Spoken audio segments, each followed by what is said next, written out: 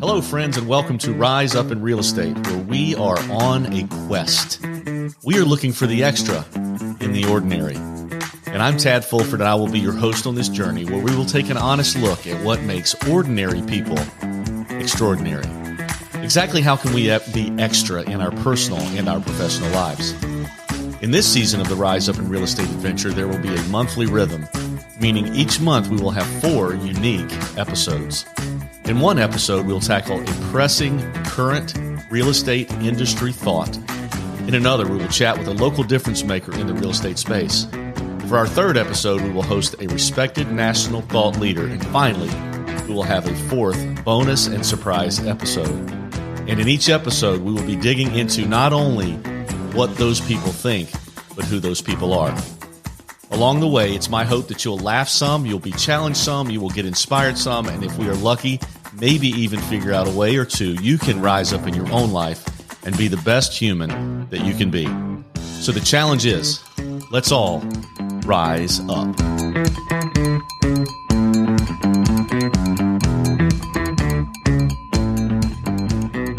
Rise Up in Real Estate. Here we are back again. Welcome, Rise Up Nation. I'm excited to have a special guest today.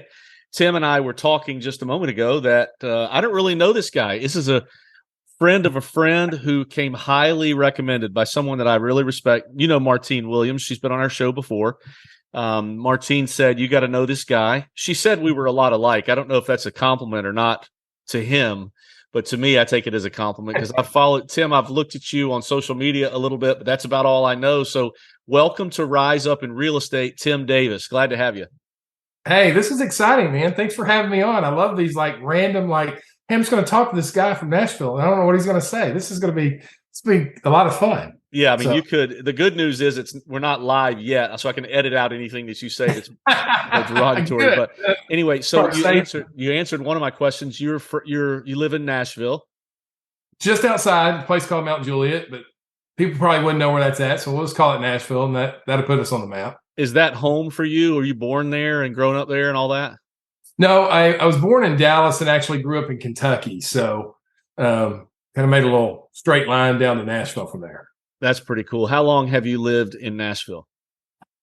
20-something years, 25 years. I've got a hot minute, and I got 2 dogs, so they may start barking. That's okay. Hey, we understand dogs. Listen, I got 6 children, 2 dogs, 2 cats. We're looking at getting another dog, no more kids, so I can understand noise. I'll be surprised if one of my kids doesn't run in here while this is going on, so no biggie. Tell me, if you can, like a 5-minute snapshot of who Tim is. Tell me where you were born, where you went to, where you grew up, where you went to college, and how you got into this career that you're in now. Just briefly.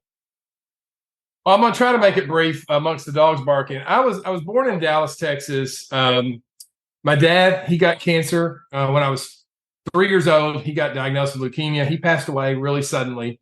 Wow. So my mom, she had a 6th grade education and a prescription drug addiction. So she decided the best move for us would be to move from Dallas, Texas, where my father's side of the family was, up to rural Kentucky, a place called Mayfield, which most people wouldn't have known until recently. I think 2 years ago that city was practically wiped off the map with a devastating tornado. But my mom and I grew up in there in Mayfield, Kentucky, very small rural community. We lived in the housing projects on $618 a month. 600 was like welfare. $18 a month was from my father's veterans benefit. So really appreciate that.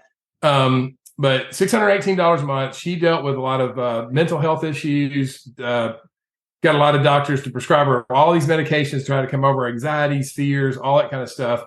I had 2 older sisters. One of them still lived in Texas, and one of them lived in town, and they both had mental health issues as well. The one who lived in Mayfield was into more drinking and those type of addictions and things like that.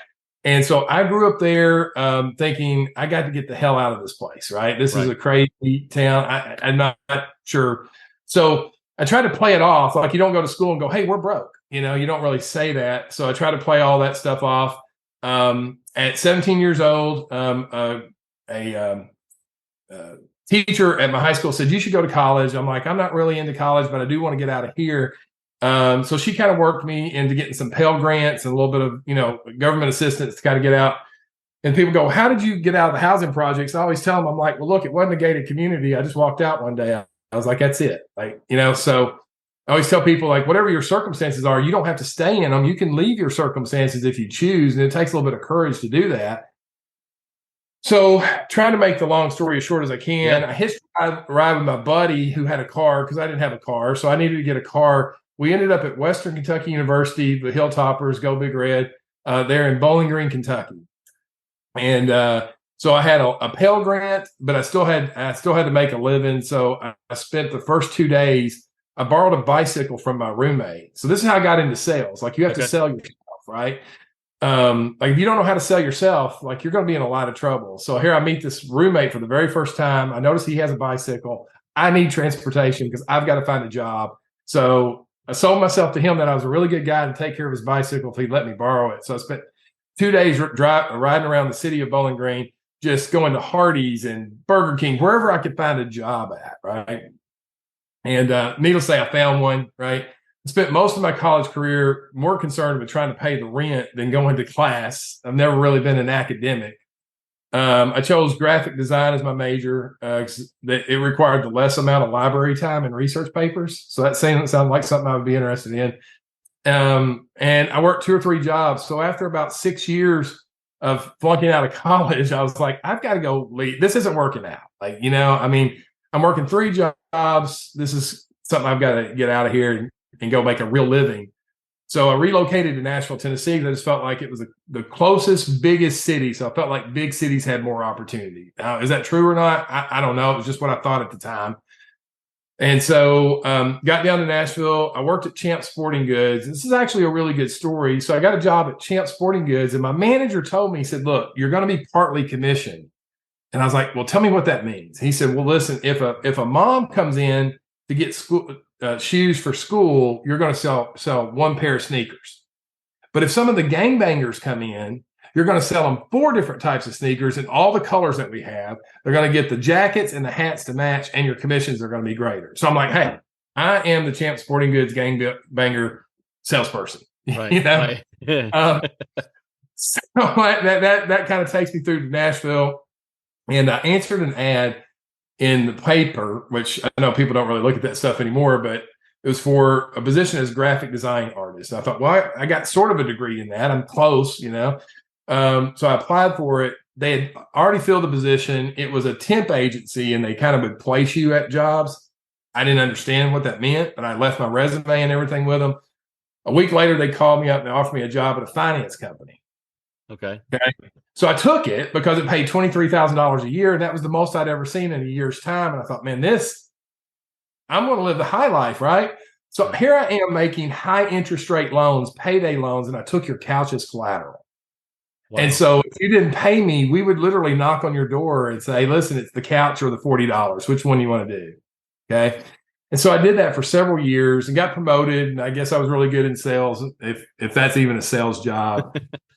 A number of years later, I got introduced to the mortgage industry, and that's how I ended up in that space. So that's a little bit longer story, but that'll give you kind of an overview. No, I love that. And your accent, is that Kentucky that I hear? Or do you? Yeah, it's lower Jersey. Yeah, right. Well, I know that's the last guy that I interviewed is from Jersey, and I know that's not true. So that's awesome. And I know Kentucky. My wife's family is from Kentucky, so we've spent some time there, and that's a beautiful part of the world. What a cool story! Like, it sounds like all you did for 25 years was answer ads, and it just led you to where you went. I mean, you just kept taking opportunities and going through open doors, and next thing you know, you lead to the mortgage industry. I want to ask you, you're a Dallas Cowboy fan. I saw that on social media. Struggling Dallas Cowboy fan. Yeah, I see I'm very loyal. I see your Dallas hat in the background back there. I didn't know if that was Duke or Dallas, but I think that's Dallas. That's Dallas. And you've got a couple of dogs. Do you have any children? Are you married? Tell me a little bit about you personally.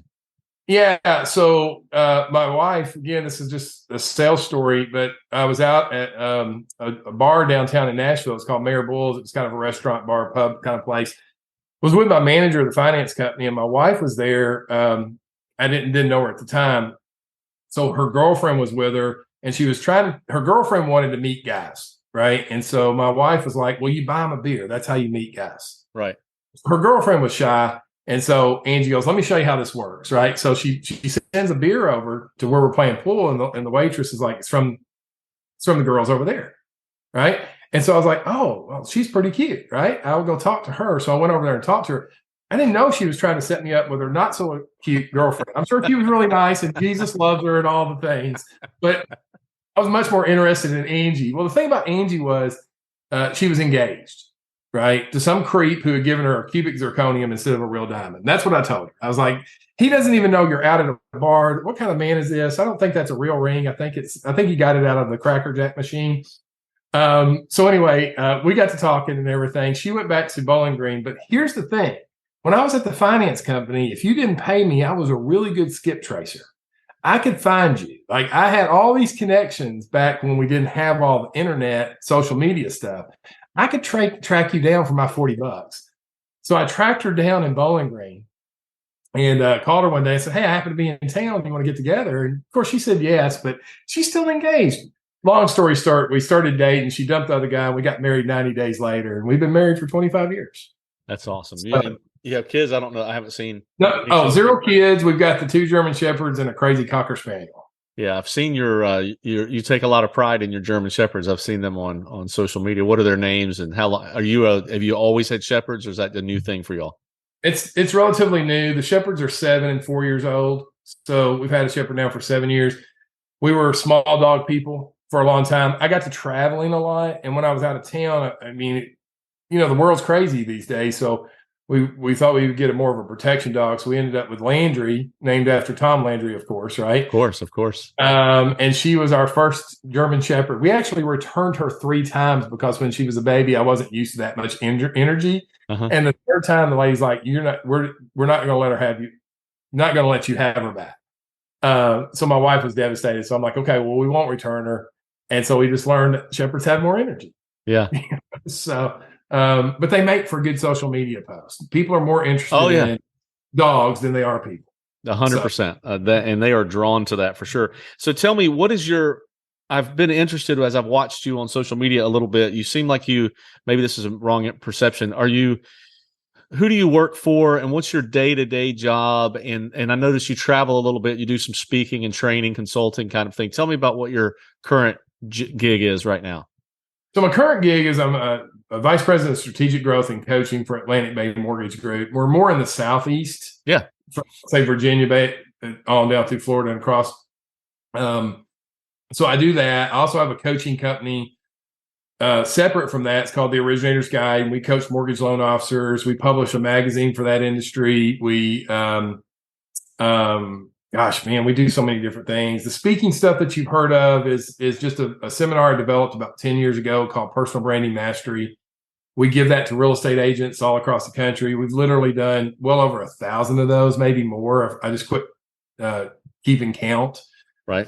So we'll come into a market. I'm going to DC this week, as a matter of fact. So I got one in Baltimore, Maryland, and one in Fairfax, Virginia on Thursday and Friday this week. We'll have a couple hundred agents come in. And so it's this 2.5 hour event where we teach you, like, here's how to build a personal brand. Here's how to stand out. Here's how to get people like you, sign contracts and sell homes and buy homes with you. So that's kind of what we teach, and been doing it for a long time. That's interesting. So I'm in, this probably, but we're in coastal South Carolina, Myrtle Beach area, Myrtle's Inlet. And I'm trying to think who is that. Well, there's an Atlantic Bay here, I think. I'd have to go in our market. I don't know. I'm pretty sure I've heard of it. I've only been with them a year, so I'm still sort of learning my way around the organization. Yeah. So you were you a loan originator before? I was. I was a mortgage, not only a loan originator, but I owned 2 different mortgage companies for the total time I actually wrote loans or owned a company was over 15 years. Okay. So I wanted my guests to know that you're not a real estate guy. You're like an ancillary service guy for what we do day to day. Although I think it's relative because you teach real estate agents how to build a personal brand, which I think is pretty interesting.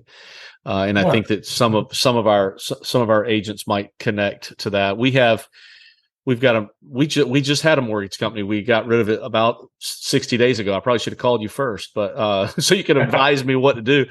We had it for about 3 years and just kind of realized that we were taking our eye off the ball of the real estate game. We let the experts do what the experts do. So, but we've got a more real estate company here now, and I'm always interested in contributors. Like, I feel like that's what you are. I mean, you have a job, like a responsibility with Atlantic Bay Mortgage, right? A big one. And yet you still take your time to add value in your teaching, in seminars. What makes you that kind of person? Are you just a worker? Or tell me about where that comes from, because you certainly don't have to do that to pay the bills, right? That's all extra. Well, I think it leads to paying the bills, right? I mean, Okay. I don't think you want to walk around with your hand out. Like, nobody owes anybody anything in this world. I think you got to earn it. And I think you earn it by being more valuable up on the front side. You know, my first job was at a grocery store for $2.17 an hour.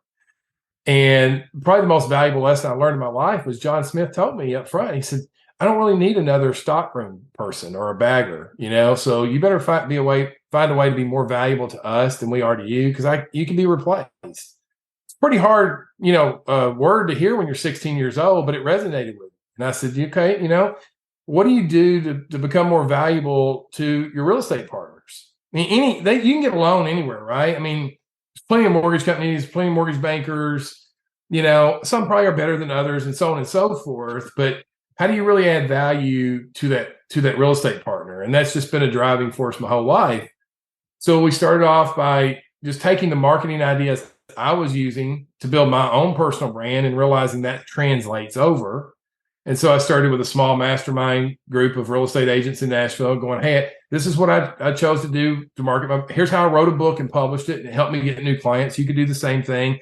I started a podcast when you had to call in on the telephone. It wasn't even fancy like what we're doing. I was like, this is how you could do that for your business. So I just started talking to them about content development and brand development early on. That grew into small groups. I think my first person I taught was 3 people in the room. And now there's a couple hundred. So it sort of grew into that.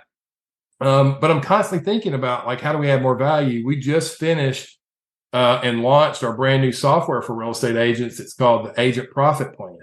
Okay. And in 30 minutes, any real estate agent can sit down with the plan and key in their business plan, where they've been. And by answering 50 questions divided into financials, marketing, referrals, all this, they can see literally how they can sell an extra 5 to 10 homes or more per year. And it prints out this really nice business plan for them to follow at the end.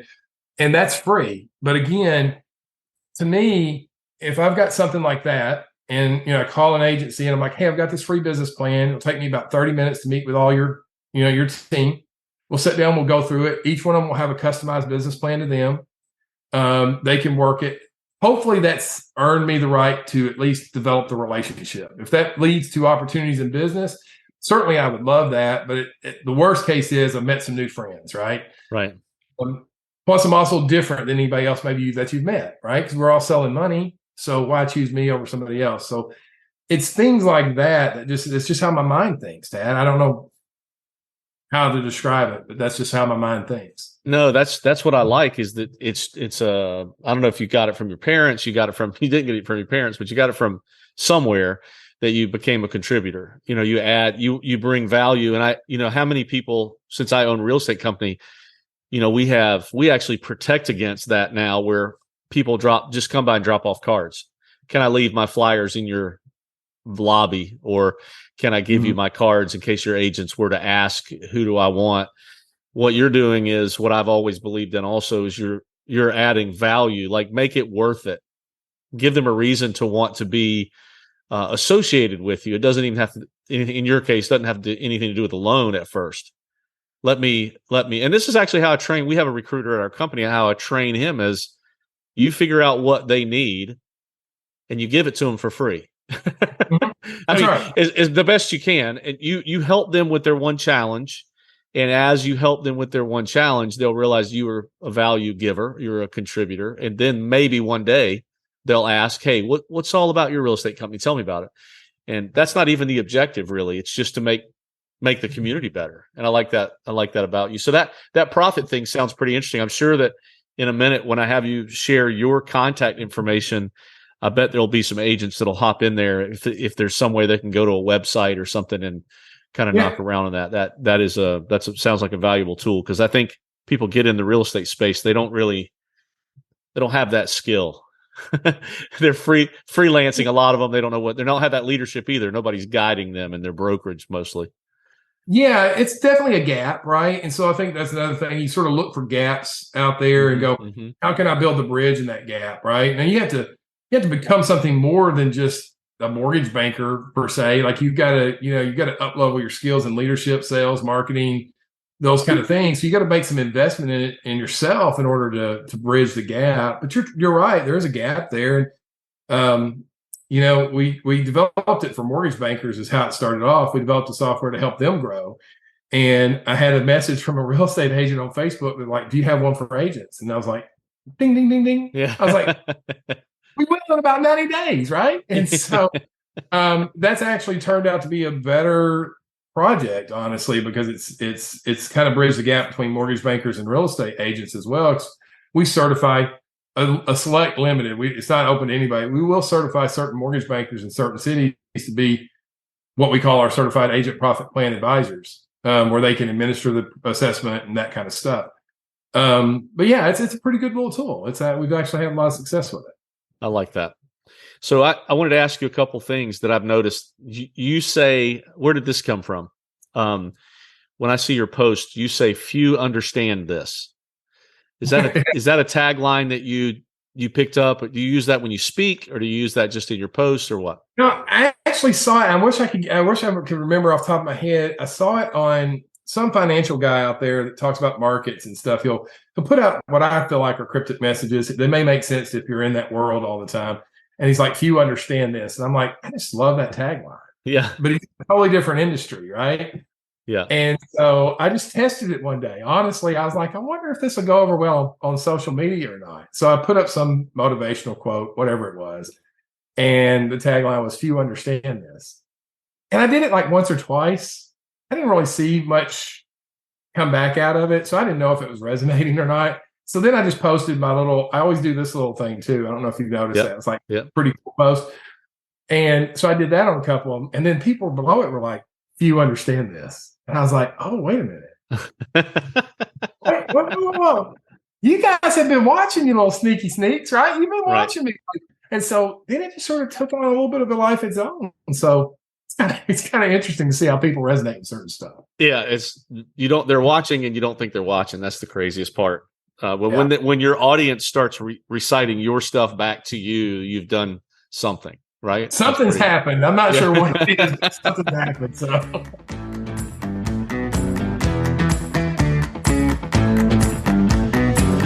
If you live or own property along the coast of South Carolina, you probably need insurance.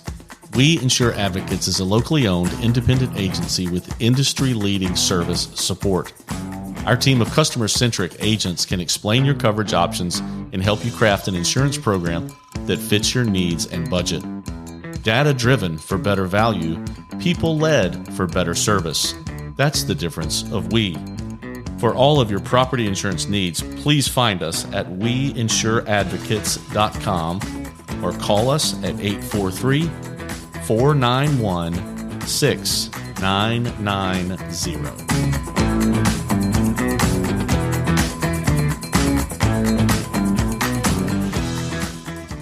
Well, I'm interested because you're in a affiliated space, but not exactly the same space. I wanted to hear your take on the market.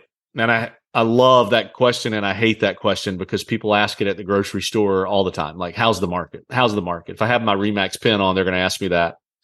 Yeah. But what is your take on it? Like, you've been in this industry for a long time, and Martine said there was not going to be any Pollyanna. So speak frankly to me about how you see this market, real estate and lending. Yeah, few understand it. Especially these days, man. Few do understand it. I think we're in the financial sector, we're in sort of some really uncharted territories, like with the inverted yield curves at the largest inversion they've ever seen. We don't have history to go back and go, well, in 1913 that happened, and so therefore we can kind of predict the next 6 months out of that.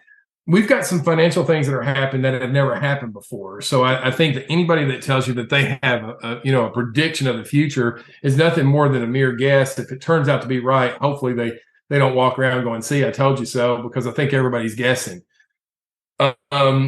So that being said, I do think for real estate agents that are listening to this, one thing I would definitely try to get across to them is use your local lenders. But let me tell you why. Okay. The mortgage space is in a difficult time. In the fourth quarter last year, the independent mortgage banks reported a $2,000 loss per loan. So let me put that into perspective. If you sell a house for $500,000 and you get a 3% commission, how much is that? Yeah. 15 grand, right? Right. And maybe you've got a split with a house and something like that. But what if you sold that house and did all that work, and rather than get $15,000, the house said, "You owe me $2,000." Mm-hmm. How many real estate agents would continue to sell houses that they paid their broker $2,000 to sell? None. Zero. None. Right?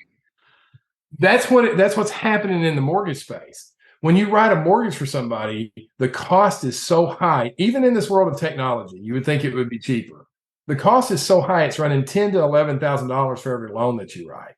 That's why you see rates are a little higher on the smaller loan sizes, because you're really losing money. Mm-hmm. So can you imagine like a mortgage bank owner losing $2,000 for every loan that they go out there and write? How long do they stay in business? Right. It doesn't motivate you to do more loans. So, you look at it and you're like, well, when does that end? And I've got this belief that most mortgage company owners right now are sitting around on a pile of cash that they made for the last 2 years, and they're all looking at each other and wondering what card you're holding. It's like a poker game, right? And the river hasn't been laid down, and nobody knows what everybody's holding. But I'm hoping that I've got a little bit more cash to outlast the market than you do. Right. So you either have to sell to me or go under or whatever, and maybe I can get your assets. And what assets do you really have? Some used computers, a used desk. What you really have are mortgage bankers, and hopefully they're doing a decent job, So I think that's what's going on in the mortgage space right now, and I think that's overlooked a lot of times. I think when I'll shoot you straight on it, I think sometimes, like, you don't hear everybody, but sometimes an agent will say, "Go find the lowest rate." Everybody's losing money on their rates right now. So if you're asking that company to lose $2,500 instead of $2,000, you might help your customer in that one scenario, but you might lose that lender for life in terms of, like, they may not be around. Right. And is that healthy for the business? That's my question. Is that healthy for our industry, right? Do you really want to be selling real estate in a market where your only options are Rockets of the world, and you're talking to somebody in a call center in India or somewhere else that doesn't care about your local market? They don't pay taxes, and their taxes don't help the ball fields get resurfaced or the roads get resurfaced. And I know it's a bigger ask that I'm having with that, but I think this is a market where the local people need to band together with each other and help each other out.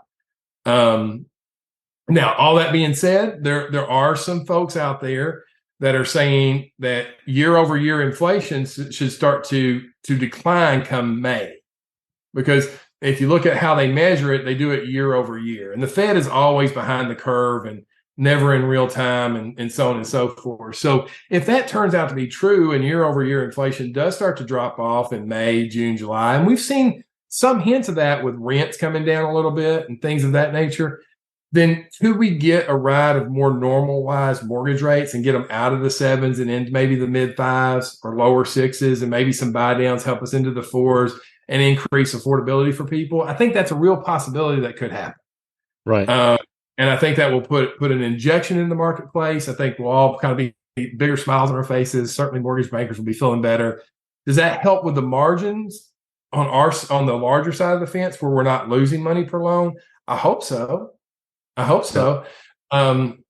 So that is a popular opinion amongst several people in our side of the space. The other opinion's true as well. Like, I don't see that happening, and my eggs still cost $8, and so on and so forth. So I say it this way: at the end of the day, somebody every day is buying and selling real estate. It's just true. I do a podcast for mortgages, and I tell them at the end of my podcast, somebody's going to get a mortgage today. I don't know if they're going to call you or not. Maybe you need to get more well known so that they do. everybody's going to do a transaction. There's a transaction going on every day. The question for me that I have to ask is, have I done enough building my brand, building my exposure, talking to enough people, putting myself in the way of these opportunities, not just hoping they come to me. Yeah. And so that I still think, you've got transactions that are happening and people are going to be successful regardless of what rates do. That's my general take on the marketplace right now. Yeah, that's great. What would you say, since I didn't know that about personal branding was your thing, but I know real estate agents, I did 3 episodes on branding last month because it's such a big talking point in the real estate space. Of course, I work at Remax, and there's some off brands that are shining at the moment. So we were having this discussion. But what would you say, if you could say one thing to an agent to build their personal brand? And I have to preface this by saying I know it's not just one thing. Like it's a 1 million things probably that you could tell me. But what would be the aside from me encouraging them to come to one of your sessions, which they should do, what would you say right off the top is the most important? Exposure. Okay. If I got to give you one thing in one word, it's simply just exposure. You can't just rely on one thing like, oh, I'm only on Facebook. Nope. You got to be on a lot of different channels. Like you got to be online. You got to be offline. Like how many people know you, right? And then from there, do they know you and see you as an expert and an authority in buying and selling real estate? Do you have the influence in their life? So I think it's exposure and content development. Like Dave Ramsey, you look at him, he's really a real estate agent. People don't label him that way because he's got the books and the shows and he talks about finances. But at the end of the day, he sells leads to real estate agents for 35% of pop on the commission. Right. Yet he never puts one sign in one yard, right? Or he never drives one buyer. So I do think it's an exposure and influence building game based around content and anybody can do, should they choose. Content and contribution. I like that. Do you know the name Jared James? I don't. So Jared James is a real estate coach, and I wouldn't expect you to necessarily know him. He's like I think is he from Tennessee? No, I don't know where he lives, but Jared James says this, and I like it. It would probably go well with what you say. Visibility trumps ability. Mm-hmm. Visibility. He's been saying that for a few years, and it's so true. Like we ran this test of a neighbor. We called this neighborhood and said, "Hey, who's the most exposed? Who do you know as a real estate agent in your neighborhood?" And this neighborhood came back with a resounding 1, 2, 3 of the rankings of the agents in that neighborhood. We created a fictitious agent and sent postcards to all the houses with their names on it with content, and then 3 months later, we sent a letter back out and said, "Who's the number 1 agent in your market?" And resounding was that guy that did the 8. It wasn't even a real person. Yeah, I've heard that story before. Yeah. And you're right. I mean, it's unfortunate in one way, but you have to be in the exposure game. I mean, people, I'm a big believer in disc profiles, and my wife and I do a ton of work with that. Yeah. And when you look at somebody's disc profile, they're either predisposed to saying, yes, I'm in on that, or they're not. And so now all of a sudden you got a gap. If you're not predisposed to putting yourself out there in markets like this, mm-hmm. you're in trouble. I don't know how else to say it. It's going to go. When I coach somebody, I give them this one assignment. I make them watch the Greatest Showman. Yeah, love it. And I'm like, you have to watch that movie 3 times. The first time you can watch it for entertainment. The second 2 times you watch it, you have to take notes. That guy built the circus in the Great Depression. People were broke. They were out of jobs. They had no money. But you know what he did? He put exposure out there, and he was talked about. He had critics. He actually used the critics to actually boost his business. Yeah. Yeah. Right. That one newspaper guy was his best advertisement. All he did was talk junk about him. He did. He's like, if you bring in the newspaper, we'll give you half off your ticket. See, He just turned it around on them, And so that's when you think about it in that time in our country, he was able to make a successful business when most people were begging for food. So how can you recreate that in real estate? Yeah, I love that. That's I have young children. Well, I have a lot of children, but my younger ones, the girls, really love that movie, and we've watched it. I don't know how many times, but I love the idea of taking notes. Something about that fascinated me, that whole story, and it's probably exactly what you just said. The timing of when there's a lot of times that like you could have built a pretty productive circus in 2004 because the world was a circus, but you probably couldn't have built one in 2007 or 8 because everybody, or 2020 when we went through COVID. I mean, how can you excel when the wind's not blowing with you? How can you still sail your boat when the wind's not blowing with you? Right. You got to figure it out. And I like that. I'm interested more in your content, Tim. I'm glad that we met. I was going to ask you this, and this may be, you could say no to this. Like you could say, absolutely not. I'm not going to tell you, but we're on Zoom. People don't know that because they're just listening, but you talk with your hands like I do. Right. No, I didn't know if I did. And by the way, he's a sharp-looking guy. You should look him up. I mean, I think he's got a putting green in his backyard. He hadn't told me about it yet, but I'm gonna keep asking him because I was a pro golfer, so I need to know. It's out there, so I'll take a picture and send it to you. I want you to tell me who did it, and I'm going to have them come here and do one for me. That's what I'm getting at. Okay. Tell me, I noticed you have a tattoo on the inside of your forearm, and I'm not trying to get too personal. Or maybe it's just notes for you that you got to get something done today. But what is that? If you feel like sharing that, what does that say? And tell me the story if you don't mind. Yeah, so it's for such a time as this. It's a Bible verse for people that may or may not be familiar with that. It's out of the book of Esther. Yeah. The Bible story is pretty simple. I mean, she was, married to the king and had to be in a situation where they encouraged her to get the king not to kill these people, and she didn't want to do that. She was very nervous about it. Like if the king didn't like it, he'd chop her head off. But she was said, well, maybe you were born for such a time as this. And that's always stuck out with me, right? Because I deal with a lot of folks and think when you really get down to talking to people, they have a lack of self-awareness.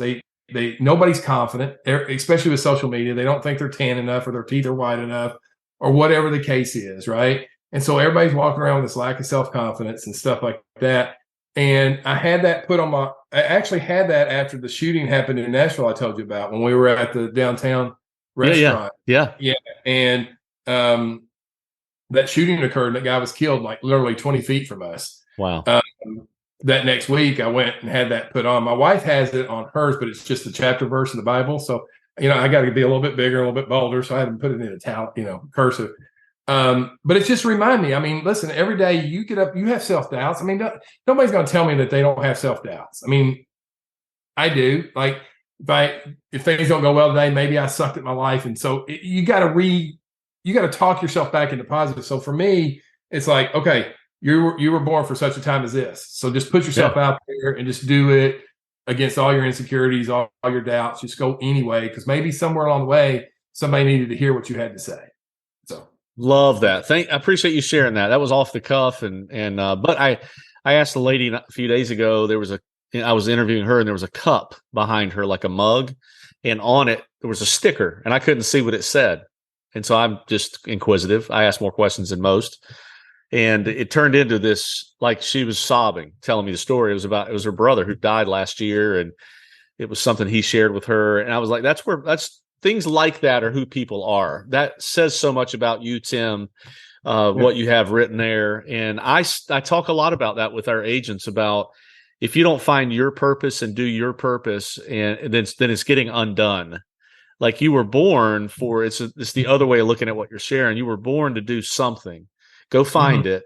And then with confidence, do that, because if you don't, it's going to get undone. Like the work you're doing out there in the world is, if Tim doesn't do it, nobody's going to do it, and he's going to put on a silly jacket and tell crazy jokes to real estate agents. I do like your jackets. Are you a comedian? You want me to tell you a story about that? Yeah. So, I was at church service, and this guy, Michael Jr., comedian, go look him up. He's funny. Okay. He said during the church service, he's like, if you want more people to like you, learn to make them laugh. Okay. And being in sales, like, what do you need? You need to have high likability. Yep. We don't talk about that. We try to give people checklists and scripts, but the reality is, if you're not likable, I don't have a script to overcome. Like, you're going to have to be likable, right? And so I was like, I'm going to sign up for a comedy class. So I took 6 months worth of comedy lessons at Zany's. Now, most people are like, dude, you need a refund. Like, I would get my money back. It didn't work. But I literally was in there with people that wanted to be on the Tonight Show. These people like had aspirations of going to Saturday Night Live and the Tonight Show. That's awesome. And I'm like, I'm trying to get some real estate agents to laugh at my presentation so they'll give me a referral. Right. That's awesome. But I recommend it. If you're in sales, you should go take a comedy improv class, because how many times are you forced to have to think on the fly in this business, right? An inspection doesn't come in right, or appraisal doesn't come back, or whatever the case is, like you're always on the fly, or you get an objection on this or an objection on that. A comedy improv class will just change your entire life about how you think and how you respond. Yeah, it was one of the best things that I did. That's so funny. That's exactly the reason Martine connected you and me. I remember now because there's an improv comedy troupe here in our town, and I'm part of it, and I do stand up comedy on the amateur level. Like I won our town had the beach's best comic competition open mic, and I won. That's awesome. I finished second like 6 years in a row, and then I finally won.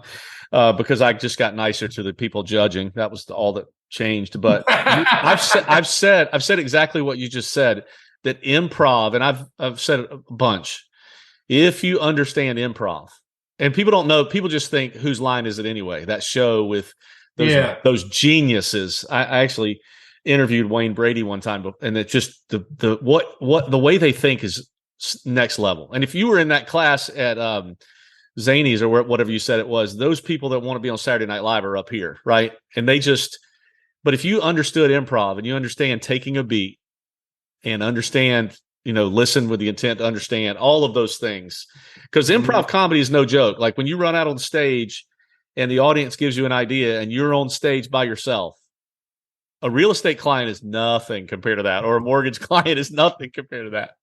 So but it really helps you in sales, man. And listen, they're only next level. They didn't come out of the womb at next level. Like they weren't born. The doctors went, "Oh my God, you gave birth to an improv comic." Oh, I mean, this is amazing. No, I mean, like maybe there were some giftings and some natural tendencies there, but they had to suck at it at first, right? Go through like, "Oh man, that was terrible," and assess and go, "Man, I got to get better." You went through the same thing for 6 years, 100. Right? Six attempts, right? And then you threatened their life, and you got it on the 7th, right? So yes. Once you realize that, right? So we all have to go through that, man. Your first video, your first podcast, you just have to go through the suck. Yep.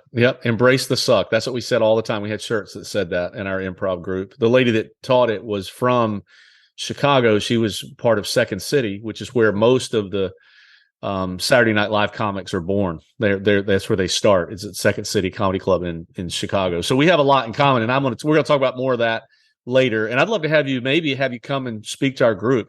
I think it'd be fun because I think we're like-minded enough, and I think they would respond well to your the way that you talk. 3 quick questions as we log off here. I knew I would be long with you because I've enjoyed it. Tell me what you believe, Tim. What's your superpower? I ask all my guests these 3 questions. What's your superpower? Intuition. Okay. I really do. I think my superpower is I'm intuitive about someone's motives without them saying what their motives are. Okay. Wow. I can generally pick up on, what's not being said in a conversation. Okay. So I would say intuition. I'm so glad you didn't share that at the beginning of this, because I probably wouldn't have been as comfortable talking to you. Because now I feel like I owe you in a way, like I owe you money. I'll send it to you. You do. I'll send you my Venmo. Yeah. You just tell me who I am when we get off of here. That's what I want to know. And by the way, this is not one of the 3 questions, but what is the best disc profile for sales? So my wife has actually looked at over 3,000 of these. Okay. Our previous company, we were director of coaching for a national mortgage organization. Okay. So I ran 9 coaches. We coached over 871 leaders and salespeople. We looked at disc reports like crazy. Okay. I can tell you what it is in mortgage without a shadow of a doubt. Like DIs I use a 2-level disc profile. I don't just use the DIC. Like I want the values as well. Okay. So the value section determines why they do it. The letter section tells me how they do it. Okay. So DIs with a 99 economic drive are always your super high performers, like way off the charts, right? That was my $75 million to $200 million a year loan officer, was a DI with a 99 economic drive. Okay. Perfect. No ifs, ands, or buts about it. All right. Excellent. The lower the economic drive became, the more inconsistent the sales patterns were. Okay. So Okay. now the DI gives you much more of a personality, a quicker thinking, laughter, all that kind of stuff. I did have some SCs that were 99 economic drives. They just approached it differently. But it was that economic drive really, really was the key indicator. And that's the value portion of the assessment. Yeah, the value portion of the assessment. Okay, that's excellent. Thank you. What's a good book? Tell us a book that's meant something to you, and it doesn't have to be industry related necessarily, but tell me a good book that I can put on the show My notes. book, The Circle of Referrals. Like, why doesn't people have I got it. I'm gonna write it down right here. I got it. Who's the author? Who's the author? Say that again. Tim Davis. Right? Okay. No, I think Jed Blount's Selling in a Crisis is really, really good right now. It's simple. It's easy to read. It's a lot of good reminders of what we should be doing. I think the longer that we go through this turbulence, Selling in a Crisis is at the top of my list. Okay. Excellent. But yeah, that would be the book I would tell you to read. Okay. And last but not least, actually before last, tell me how people can contact you. What's the best way if somebody resonated with what you said? How can they find you and connect with you? Yeah, man, that's a really good question. I'm probably on my personal Facebook the most, to be honest. Okay. So it's Tim Davis on there. I think that's what it is. Let me tell you. I can find that. Yeah. Or they can just send me an email at timdavis@theoriginatorsguide.com. Okay, perfect. All right. Last but not least, the name of the podcast is Rise Up in Real Estate. But I said rise up because I'm trying to find out secrets from extraordinary people like you. Put the extra in ordinary. I'm going to use that. I'm not sure it's true, but I'm going to use that. Yeah, I like that. Yeah, you are extra. My wife tells me all the time I'm extra, and I said you're right. I'm extraordinary. What is it about you, like day to day, that you do that helps you rise above the monotony and mediocrity of the world? Is there anything that you do on a daily basis that helps with that? I put myself in leadership positions where I don't have a choice but to be better. I know other people will tell you like, hey, I've got an affirmation routine, or I've got a book reading routine, or I've got a podcast listening routine. My routine is simply this. Like, I put out a podcast every day, and because I do that, I can't not be my best because other people are relying on listening to it. They don't want to tune into my podcast going, oh, it's a crappy day and I don't feel good. Yeah. So, we taught a Sunday school class at our church for a long time, not because I was qualified. I was probably the least qualified person to be doing it, but it actually made me read my Bible more because I was now responsible for this group of adults. So to me, it's always putting yourself in a leadership position where other people are looking to you, and for a fact their eyes are on you. And do you really want to show up as the best version of yourself when that's the case? Perfect. So accountability through leadership. I love that. Maybe, yeah.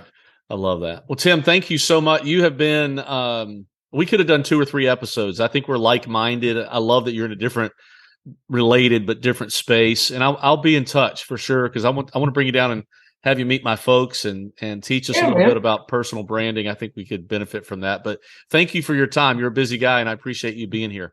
Buddy, I appreciate the opportunity. This was awesome. All right. Talk to you soon. Well, hey, that's a wrap, folks. Thank you so much for listening to Rise Up in Real Estate. If you liked hanging out with us today, please find us on Facebook, Instagram, and YouTube at Rise Up in Real Estate. Also, follow us right now on your favorite podcast host to hear more episodes. We really appreciate you spending some of your time with us. And until next time, let's do each other a favor and all help each other rise up.